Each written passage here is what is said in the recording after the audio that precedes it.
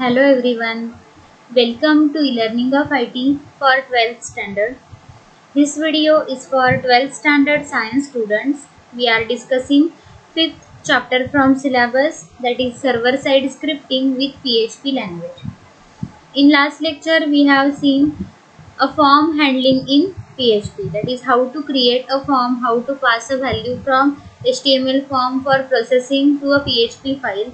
So for that, within a HTML form you have to specify a method of transfer, that can be a get or post. So in this lecture we will discuss about a get and post method used in a form. Both get and post are treated as a $_get and $_post super globals. Super globals are nothing but they are always accessible regardless of the scope. That is, you can access those $_get and $_post anywhere within any function, class, file without having to do any special thing. $_get is nothing but an array of variables that is passed via URL parameters. So the values that you will pass to a PHP file for processing will get transferred with an array of variables in addition to URL parameters. And $_post is an array of variables passed via HTTP post method. So using $_get, your variable values will be passed with URL parameters, and using $_post, your values will get passed with HTTP post method. So when we can use a get and when we can use a post method. So first let us see when to use a get. Information sent from a form with get method is visible to everyone, that is values, all variable names and their values will display in the URL within the address bar, where we see our location, our address of the running file. So in addition to that URL, your variables with the values will get displayed over there. Get also has a limits on amount of information to send, that is there is a certain limit that how many values, pair of name and values can be sent along with a URL. However, because the variables are displayed in URL, it is possible to bookmark the page. This can be useful in some cases. See, some of the disadvantages of using get method are that using get method, when you will transfer your data, that is values of the form, that will be visible to everyone, so there is no security, privacy. Okay, then there is a limitation on amount of information to send, but there is a one of the advantage that because the variables are displayed in URL, it is possible to bookmark that page, which will be useful in some cases.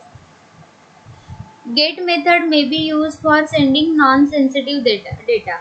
That is, to send a casual data, you can use a get method, or to send a short amount of data, you can use a get method. But get method should never be used for sending the sensitive information like passwords or anything secret information is there, then you should not use a get method.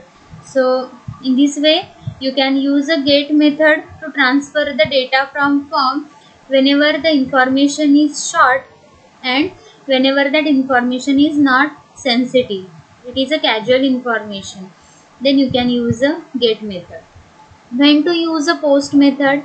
Information sent from a form with post method is invisible to everyone, that is no name, value and name pair is visible in the address bar, so that information is invisible in case of post method.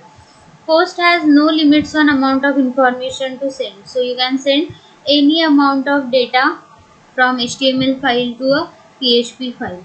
Moreover, the post supports advanced functionality such as support for multi-part binary input while uploading the files to server. So using a post method, it provides some advanced functionality which supports the binary files for uploading on the server also. The variables are not displayed in the URL, so it is not possible to bookmark the page. So as in case of the using get method, information variables are displayed in URL within an address bar. So it is possible to bookmark the page, but in case of post, variables are not visible in address bar in the URL, so it is not possible to bookmark that page.